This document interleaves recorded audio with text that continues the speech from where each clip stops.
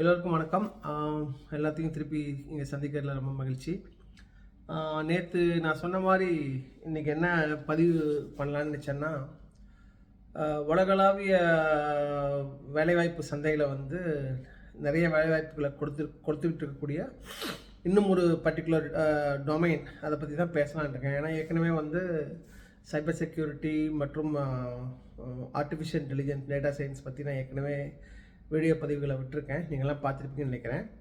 அந்த வரிசையில் இன்றைக்கி இளைய தலைமுறைக்கு பயனுள்ள வகையில் மீண்டும் ஒரு வேலைவாய்ப்பு நிறைய கொடுக்கக்கூடிய ஒரு பர்டிகுலர் டொமைன் பற்றிய என்னுடைய பார்வையையும் தகவல்களையும் மட்டும் இங்கே பதிவு பண்ணிக்கலான்னு விரும்புகிறேன்.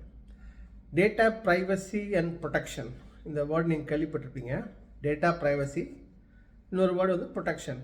ஸோ சில இடங்களில் டிஃபரெண்ட் டேட்டா ப்ரைவசின்னு சொல்லுவாங்க, சில இடங்களில் வந்து டேட்டா ப்ரொடெக்ஷன்பாங்க, நிறைய இடங்களில் வந்து டேட்டா ப்ரைவசி அண்ட் ப்ரொடெக்ஷன் அப்படிம்பாங்க. ஸோ இது வந்து சைபர் செக்யூரிட்டிக்கு ஈக்குவலாக வந்து உலகளாவிய வேலை ஜாப் மார்க்கெட்டில் வந்து யங்ஸ்டர்ஸ்க்கு வந்து நிறைய ஜாப் ஆப்பர்ச்சுனிட்டிஸை கொடுத்துருக்கக்கூடிய ஒரு புது டொமைன். ஸோ சைபர் செக்யூரிட்டிக்கும் டேட்டா ப்ரைவசிக்கும் என்ன லிங்கேஜ் அப்படின்னா, தெர் இஸ் அ லிங்கேஜ், ஒரு சம்மந்தம் இருக்குது. சைபர் செக்யூரிட்டி ஆர் டேட்டா செக்யூரிட்டிங்கிறது என்ன பண்ணுன்னா, நம்மளோட டேட்டாவை வந்து செக்யூர் பண்ணி வைக்கிறதுக்கும் ப்ரொடெக்ட் பண்ணுறதுக்கும் மட்டும்தான் வந்து இந்த டொமைன் வந்து நமக்கு ஹெல்ப் பண்ணும். அதாவது வந்து ஹேக்கர்ஸ் இருந்தோமோ இல்லை நேச்சுரலாகவே வந்து ஒரு டேட்டா வைப் அவுட் ஆகக்கூடிய ஒரு வாய்ப்பு இருந்தோ வந்து அந்த டேட்டாவை வந்து எப்படி ப்ரொடெக்ட் பண்ணுறது அப்படிங்கிற பார்வையை மட்டும்தான் வந்து cyber security, digital security, whatever security we say, it will only help us. அதுக்கு மீறி நம்ம ஒவ்வொருத்தரோட பர்சனல் டேட்டா இருக்குது பார்த்தீங்களா, நம்மளோட age, gender, marital status, health status, அப்புறம் வந்து நம்மளோட பொலிட்டிக்கல் இன்க்ளினேஷன், இந்த மாதிரி நமக்கான பர்சனல் டேட்டா இருக்குது பார்த்தீங்களா. இந்த பர்சனல் டேட்டா மேலே நமக்கு என்ன உரிமை அப்படின்னு சொல்லிட்டு த்ரூ லாஸ் அண்ட் ரெகுலேஷன்ஸ் வந்து ஒரு பர்டிகுலர் ப்ராக்டிஸை வந்து வேர்ல்டு வைடில் வந்து நிறைய பண்ணிகிட்ருக்காங்க. அது எப்படின்னா, இப்போ நம்ம ஒரு ஷாப்பிங் மாலுக்கு போகிறோம், ஒரு கஸ்டமர் சாட்டிஸ்ஃபேக்ஷன் சர்வே ஒன்று ஃபில் பண்ண சொல்கிறாங்க. அந்த சர்வேயில் வந்து நம்ம வந்து நம்மளோட எல்லா டேட்லையும் கொடுக்குறோம். நம்ம பர்த் டேட், நம்மளோட anniversary date, mobile number, everything we give. இது எல்லாமே வந்து it's very specific to the individual. அதாவது நம்ம கொடுத்துருக்க டேட்டா வச்சு நம்ம யார், நம்ம குளம் கோத்திரம் என்னங்கிற வரைக்கும் அடையாளம் படுத்திடலாம். இந்த டேட்டா வந்து அவங்க மட்டும் சேஃபாக வச்சுருக்க போகிறாங்கன்னா கிடையாது. இதை வந்து அவங்களோட தேர்ட் பார்ட்டி மார்க்கெட்டிங் ஏஜென்சிக்கு கொடுப்பாங்க. அந்த மார்க்கெட்டிங் ஏஜென்சிஸ் வந்து ப்ராடக்ட்ஸையும் சர்வீஸையும் மார்க்கெட் பண்ணுறதுக்கு வந்து நம்மளோட டேட்டாவை வந்து யூஸ் பண்ணுவாங்க. ஸோ சம்மந்தமே இல்லாதவங்க கையிலெல்லாம் வந்து நம்ம மொபைல் நம்பரும், நம்ம டேட் ஆஃப் பர்த்தும், நம்மளோட மேரிட்டல் ஸ்டேட்டஸ் எல்லாமே வந்து சிக்கி பாடாப்படும். இந்த மாதிரி வந்து சம்மந்தமில்லாதவங்க கையில் வந்து நம்மளோட பர்சனல் டேட்டா வந்து போச்சுன்னா அதை எப்படி வந்து நம்ம கண்ட்ரோல் பண்ணலாம் அப்படிங்கிற ஒரு பார்வையை தான் வந்து டேட்டா ப்ரைவசி அப்படிங்கிற இந்த புது டொமைன் வந்து சொல்லிக் கொடுக்குதுன்னு வச்சுக்கோங்களேன். அதாவது நம்ம டேட்டா மேலே நமக்கு என்ன உரிமை, நம்ம டேட்டா வந்து maybe it's in the hand of third party, okay இல்லைங்கள, தேர்ட் பார்ட்டிகிட்ட போயிடுச்சு. ஆனால் தேர்ட் பார்ட்டிஸை வந்து நம்ம டேட்டாவை அவங்க எப்படி யூஸ் பண்ணுவாங்கங்கிறத வந்து நம்ம கண்ட்ரோல் பண்ண முடியும். இப்போ வேர்ல்டு வைடு பார்த்தீங்கன்னா நிறைய கண்ட்ரீஸில் வந்து இந்த data privacy and protection regulation வந்துருச்சு. இப்போ இந்தியாவில் கூட இப்போ ரீசெண்டாக வந்து இந்தியன் கவர்மெண்ட் வந்து டேட்டா ப்ரொடெக்ஷனுக்கான ஒரு ரெகுலேஷன் விட்டுருக்காங்க. அது இன்னும் பப்ளிக் கன்சல்டேஷனில் தான் இருக்குது. நீங்கள் யூரோப் யூனியனில் பார்த்தீங்கன்னா ஜிடிபிஆர்னு ரொம்ப ஃபேமஸான ஒரு ரெகுலேஷன் வந்து கொஞ்சம் வருஷங்களாகவே வந்து நடைமுறையில் இருக்குது. General data protection requirement, GDPR. இதுதான் வந்து என்டையர் யூரோப்லேயும் வந்து கன்சியூமர்ஸ்க்கு நம்மள மாதிரி ஒரு தனிப்பட்ட ஆட்களோட டேட்டா மேலே நமக்கு இருக்க உரிமையை நிலைநாட்டுறதுக்கான ஒரு ரெகுலேஷன் யூரோப் வைடு. இந்த ஜிடிபிஆர் வந்து மல்டிபிள் கிளாஸஸ் இருக்குங்க. Like clause number 1 to clause number 38 or 40 வரைக்குமே இருக்குது. ஒவ்வொரு கிளாஸ்லேயும் வந்து நம்ம டேட்டாவை வந்து நம்ம கொடுத்தோம்னா, நம்ம டேட்டாவை வந்து ஒரு தேர்ட் பார்ட்டிகிட்ட கொடுக்கும்போது அவங்க நம்ம டேட்டாவை யூஸ் பண்ணுறதுக்கான ஒவ்வொரு ஸ்டேஜ்லேயும் நம்மகிட்ட இருந்து கன்சல்ட் வாங்கணும். அவங்க வந்து இந்த மார்க்கெட்டிங் யூஸ் கொடுக்கலாமா, நம்ம டேட்டாவை இந்த கண்ட்ரியில் வைக்கலாமா, நம்ம டேட்டாவை வந்து இந்த டேட்டா பேஸில் வைக்கலாமா, நம்ம டேட்டாவை வந்து வேறு ஃபார்மேட்டுக்கு வந்து கன்வெர்ட் பண்ணலாமா, இது ஒவ்வொரு ஸ்டேஜ்லையும் அவங்க வந்து நம்மகிட்ட இருந்து பர்மிஷன் வாங்கணும். So indirect, I would say directly, we will control the way how our data will be used by the third party. Failing which, இப்போ சப்போஸ் இந்த ரெகுலேஷன் ஜிடிபிஆரில் சொல்லியிருக்க மாதிரி வந்து நம்ம டேட்டாவை வந்து அவங்க ப்ராப்பராக ஹேண்டில் பண்ணினா there be hefty fines, like 20 million 30 million pounds அந்த மாதிரி. இங்கே வந்து யூரோப்பில் வந்து ஒரு ரெகுலேட்டர் இருக்கும், இன்ஃபர்மேஷன் கமிஷனர் ஆஃபீஸ்னு, ஐசிஓ. அவன் என்ன பண்ணுறான், எந்த தேர்ட் பார்ட்டி எல்லாம் வந்து கன்சியூமரோட டேட்டா வந்து இன்அப்ராப்ரியேட் மேனரில் வந்து ஹேண்டில் பண்ணாங்களோ அவங்க அது வெளியே தெரிய வந்துச்சுன்னா நம்ம கம்ப்ளைண்ட் பண்ணாவோ இல்லை வேறு யாராவோ கம்ப்ளைண்ட் பண்ணாவோ இந்த கம்பெனி வந்து நம்மளோட எந்த கம்பெனி இந்த டேட்டாவை தப்பாக ஹேண்டில் பண்ணாங்களோ அவங்களுக்கு வந்து ரொம்ப ஹெவி ஃபைன் வந்து போடுறாங்க இல்லாமல் கம்பெனியும் பிளாக் லிஸ்ட் பண்ணுறாங்க. அதனாலவே இப்போ நிறைய கம்பெனிஸ் வந்து when they collect data from consumers they make sure that அந்த ரீஜனில் என்ன டேட்டா ப்ரொடெக்ஷன் ரெகுலேஷன் இருக்கோ என்ன சொல்கிறானோ நம்ம கஸ்டமர் டேட்டாவை எப்படி ஹேண்டில் பண்ண நினைக்கிறோனோ கஸ்டமர்கிட்ட என்ன மாதிரி பர்மிஷன்லாம் வாங்கணும்னு சொல்கிறாங்க அந்த ரெகுலேஷன் சொல்லுதோ அதுக்கேற்ற மாதிரி தான் அவங்க பண்ணுறாங்க. அதுக்காகவே ஒவ்வொரு கம்பெனிலும் பார்த்தீங்கன்னா வந்து டேட்டா ப்ரைவசி அண்ட் ப்ரொடெக்ஷன் ஒரு ஃபங்க்ஷனே கொண்டாடுறாங்க. சைபர் செக்யூரிட்டிக்கு எப்படி ஒரு தனி ஃபங்க்ஷன் இருக்குதோ அதே மாதிரி டேட்டா ப்ரைவசி அண்ட் ப்ரொடெக்ஷனுக்கு. இங்கே டேட்டா ப்ரைவசிங்கிறது வந்து ஒரு தனி ஃபீல்டு கிடையாதுங்க. அது it will work well only with cyber security. ஏன்னா சைபர் செக்யூரிட்டி என்ன பண்ணுது, டேட்டாவை ப்ரொடெக்ட் பண்ணுது. இப்போ டேட்டா ப்ரைவசி என்ன பண்ணுது, கன்சியூமருக்கான ரைட்ஸை வந்து இட் என்ஃபோர்ஸஸ். ஸோ இது ரெண்டும் சேர்ந்தது தான் வந்து effective data privacy and protection ப்ராக்டிஸாக இருக்க முடியும். வெறுமனே data privacy protection without cyber security it's of no use. ஏன்னா நம்ம ரைட்ஸை என்ஃபோர்ஸ்மெண்ட்டுக்கான ரெகுலேஷன்ஸ் இருக்குது, but end of the day data may not be secure. என்ன யூஸ்? அதனால் data privacy protection and cyber security should work hand in hand. Cyber security will take care of the technical aspect. Data privacy and protection will take care of the governance, or I would say rules and regulation or compliance aspect. இது ரெண்டும் வந்து data privacy will go from top, cyber security will go from bottom. So it should be like this, hand in hand they have to work.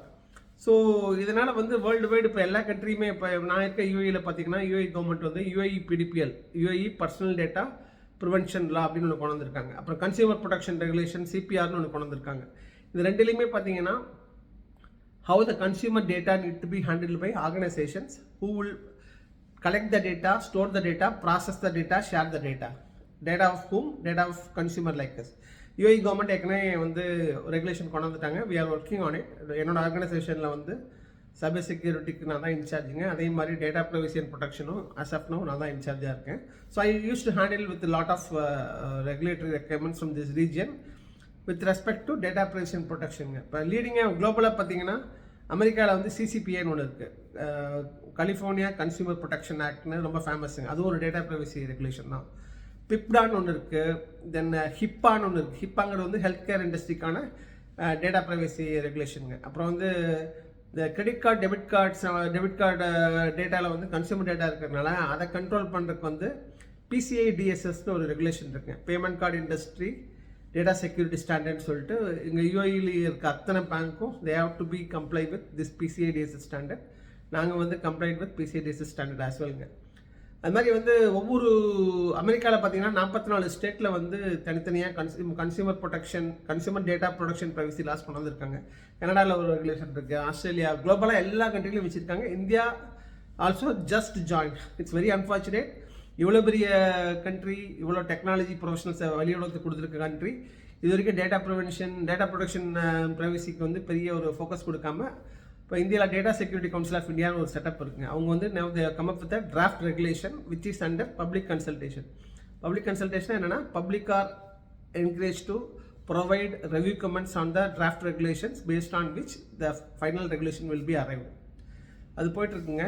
இப்போ ஒரு டொமைனாவே அந்த டொமைனுக்கான certifications இருக்கும் இல்லையா, வேலை தரப்பு வசதியாக, அது இங்கேயுமே ஒரு சில சர்டிஃபிகேஷன் இருக்குங்க. ஐஏபிபின்னு ஒரு ஆர்கனைசேஷன் இருக்கு, இன்டர்நேஷ்னல் அசோசியேஷன் ஆஃப் ப்ரைவசி ப்ரொஃபஷனல்ஸ்னு. இவன் வந்து 2 சர்டிஃபிகேஷன் வச்சுருக்காங்க. CIPM certified information privacy manager, இன்னொன்று வந்து certified information privacy professional. CIPM and CIPP இது ரெண்டுமே பார்த்தீங்கன்னா வந்து இப்போ சிஐபிஎம்ங்கிறது வந்து ஒரு மேனேஜருக்கு லெவலில் உள்ள ஆளுங்க, ஒரு 15-20 வருஷம் எக்ஸ்பீரியன்ஸ் உள்ளவங்களுக்கான சர்டிஃபிகேஷனுங்க. சிஐபிபிங்கிறது வந்து இது வந்து யூஎஸில் இருக்க மற்றும் யூரோப்பில் இருக்க data privacy and protection regulations சுற்றியே வருங்க இந்த சர்டிஃபிகேஷன். நிறைய அது வந்து those regulations need to be well understood by aspirants based on which they can apply and they can get through. இது இல்லாமல் பார்த்தீங்கன்னா வந்து சிஐபிடின்னு ஒன்று இருக்குது, சர்டிஃபைட் இன்ஃபர்மேஷன் ப்ரைவசி டெக்னாலஜிஸ்ட். அதாவது ப்ரைவசியை வந்து ஒரு ஆர்கனைசேஷனில் வந்து டெக்னாலஜி மூலமாக எப்படி உள்ளே கொண்டு வரதுங்கிறதுக்கான ஒரு சர்டிஃபிகேஷனுங்க. இது பேர் CIPT, certified information privacy technologist. இது மூணுமே பார்த்தீங்கன்னா ஐஏபிபி கொடுக்குறாங்க. ஐஏபிபினா யாருங்க? International association of privacy professionals. இதே மாதிரி பார்த்தீங்கன்னா வந்து சிடிபிஎஸ்சின்னு ஒரு சர்டிஃபிகேஷன் இருக்குங்க. இசாக்கான்னு சொல்லிட்டு இன்னொரு குளோபல் ஆர்கனைசேஷன் இருக்காங்க. அவங்க வந்து ஆஃபர் பண்ணாங்க certified data professional solution engineer, certified data protection solution engineer, CDPSE, certified data protection solution engineer. இதுவும் பார்த்தீங்கன்னா technology privacy and data privacy and ப்ரொடெக்ஷனை வந்து டெக்னாலஜி மூலமாக எப்படி உள்ளே எடுத்து வருதுங்கிறத பற்றின ஒரு சர்டிஃபிகேஷனுங்க. ஸோ ஸ்டார்டிங் லெவலில் இருக்கவங்களுக்கு வந்து 2 சர்டிஃபிகேஷன் வந்து வெரி வெல் அப்ளிகபிள்ங்க. ஒன்று வந்து சிடிபிஎஸ்சி, இன்னொன்று வந்து பார்த்தீங்கன்னா சிஐபிடி. சிஐபிபியும் எழுதலாம். If you are around 15-20 years experience, you can understand the privacy governance regulations, நல்லா டீப்பாக அண்டர்ஸ்டாண்ட் பண்ண முடியும்னா உன்னால் சிஐபிபியும் எழுதலாங்க. ஸோ வேர்ல்டு வைடு வந்து பேங்கிங் செக்டார்லையும் சரி, ஹெல்த் கேர் செக்டார்லையும் சரி, இது 2 தான் லார்ஜ்லி வந்து டேட்டா ப்ரைவசி அண்ட் ப்ரொடெக்ஷனை வந்து ரொம்ப ஸ்ட்ராங்காக என்ஃபோர்ஸ் பண்ணுறாங்க. So these domains have start creating lot of new job openings around data privacy and protectionங்க. அதனால் வந்து படிக்கிற ஸ்டூடெண்ட்ஸ் வந்து இதை கவனத்தில் வச்சுக்கோங்க. சைபர் செக்யூரிட்டி அது ரொம்ப பாப்புலர் ஆகிடுச்சு. அதே மாதிரி டேட்டா ப்ரைவசி அண்ட் ப்ரொடெக்ஷனுமே ஈக்குவல் ஜாப் ஆப்பர்ச்சுனிட்டி ப்ரொவைடருங்க. அதனால் வந்து சிடிபிஎஸ்சியும் சிஐபிடியும் வந்து ஸ்டார்டிங் லெவலில் இன்ஜினியர்ஸ் லெவலில் இருக்கவங்க வந்து ட்ரை பண்ணலாம்.